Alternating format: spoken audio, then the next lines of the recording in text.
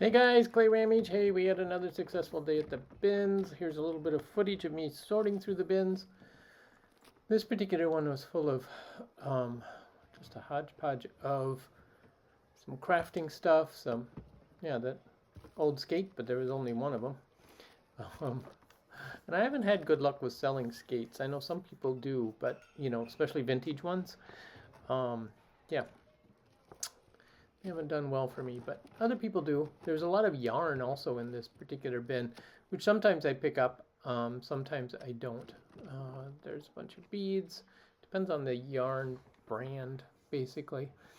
This bin was an electronics bin. There's always electric knives in these bins, and always with the box, it seems like.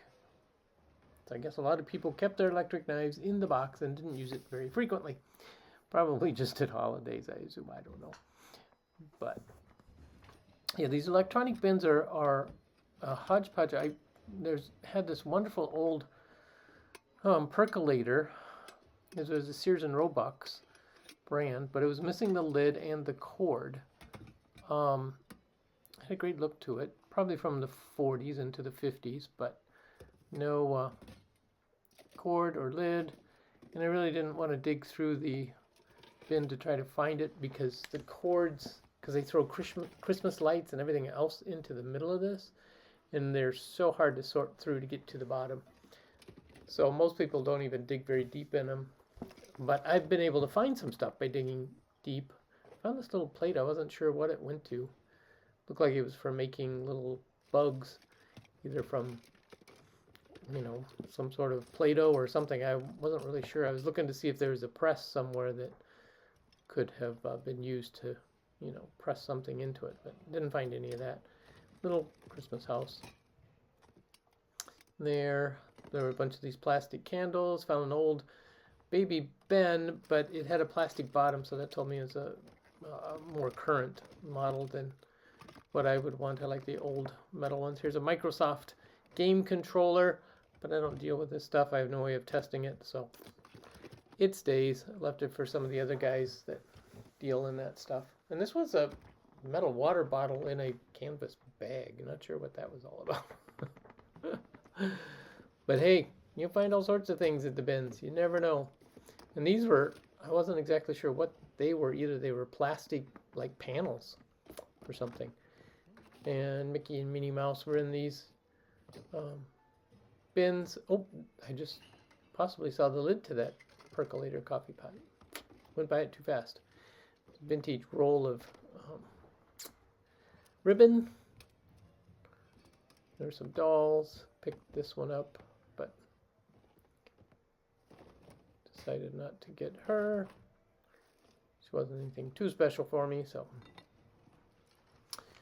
But yeah, you can see a lot of the bins were pretty empty. Here's one that was pretty full. It was overflowing with many different things, and so I'm sorting through it, just trying to find any nice vintage items, but not so much here. There's a hodgepodge of hangers and toys and craft stuff, dishes, you name it. It was in this bin. And here is a huge box of beads, and I was tempted to buy the whole box, but I said, what am I going to do with all of these? Because I didn't want to list them as a lot and then have to ship the whole lot. So yeah, so I just left it. I'm sure somebody probably picked it up eventually, but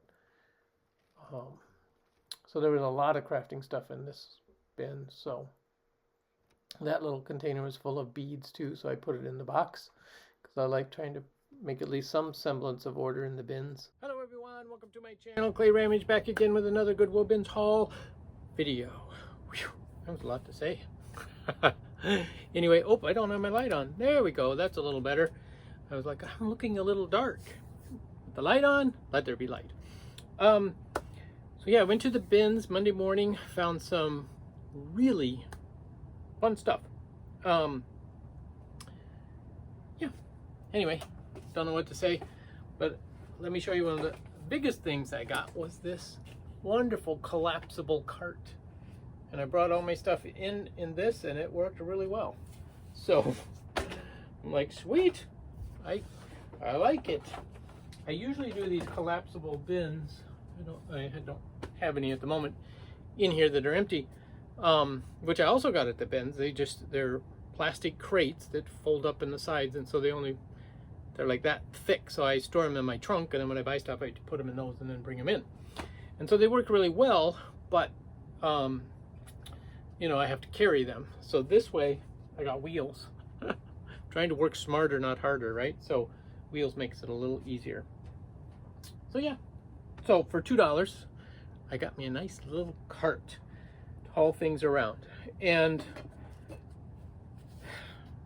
found some Tupperware, found this pitcher. It's quite dirty, it needs a good clean. But the inside is beautiful. Look at that. The outside, yeah. It was stored somewhere that got all sorts of water drops on it. But Tupperware, again, is doing well. This particular pitcher, you know, $12 to $15 for this little guy. I'm not sure if I'll put it at the Pink Elephant or on eBay. Both do well for me on Tupperware. So we'll figure it out. I did pick up this piece of Tupperware too, which is a hand sifter, but I didn't realize it's missing a piece. So fortunately, I didn't pay much for him. You could still use him. You just have to do it like that, I guess. But anyway, I picked up this can. This is actually a modern can, but look at the graphics on there. Wouldn't that be great for Halloween? So that's why I picked it up. And you know it's modern because it's got a website on it. This is a local company, Bob's Java Hut. I don't know if he's still in business or not. I have to look that up. But yeah, that'll be a great item to put out for Halloween to decorate with. And then I found this pack. It's a vintage dollhouse canopy bed, made in Hong Kong. There's the rails, headboard and footboard, and there's the canopy. So yeah, I thought it's the British Crown Colony of Hong Kong, it says, which is fun. So yeah, so that's all packed away in here.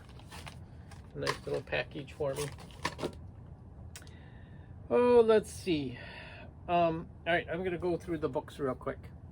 I picked up several of these bartending books. Again, as I've mentioned before, down at the Pink Elephant, barware does well. And so this is not an expensive book. I'll probably put $5 on this particular book. And then just move that, Clay, so you can put stuff here. All right. And then I also picked up, where'd the other one go? Oh, here it is.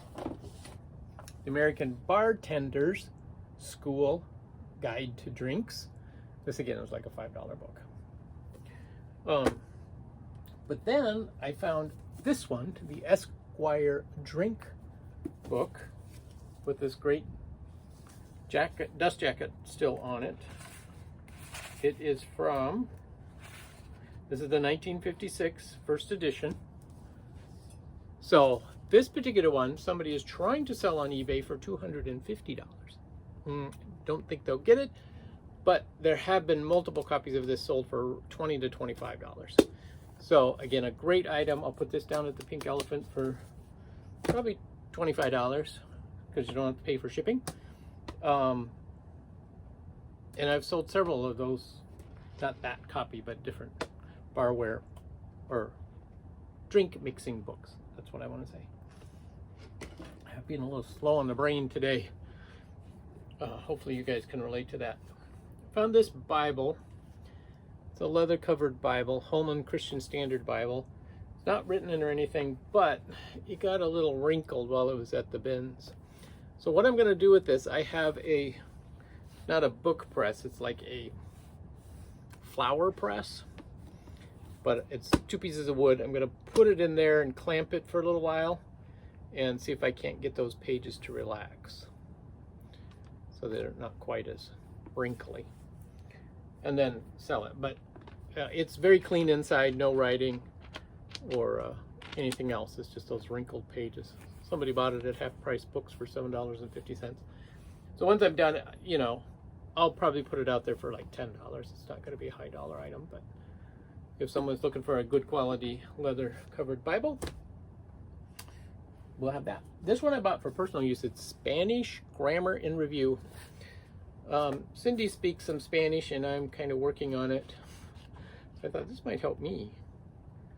And it was from the Central property of St. Paul Public Schools. So this was used in the public schools, so it's got to be a good book, right? The Story of Pooh. It's a classic Pooh book. That's $5 book. That's not very expensive.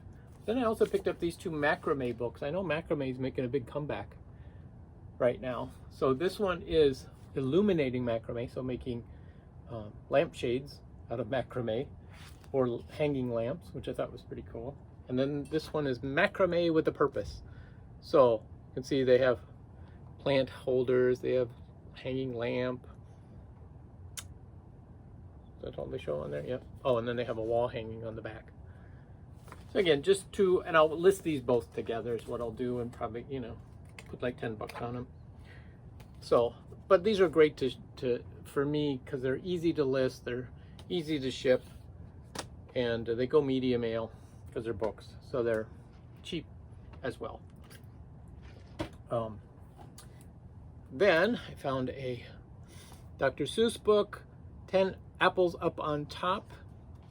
And this one is in great condition. 1961 copyright.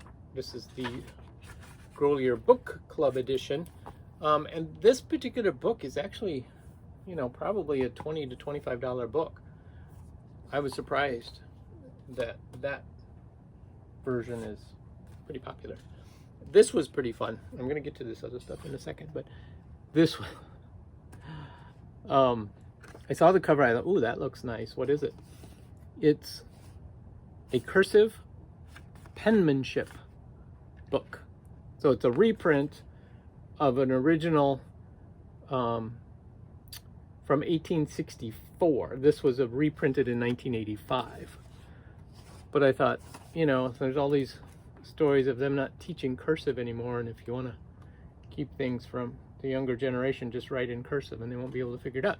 Which I don't think is true, but I just thought it was a great piece. I love the graphics, and I love penmanship myself. So, the theory of Spencerian penmanship for the use of teachers, pupils, and all who are interested in beautiful handwriting.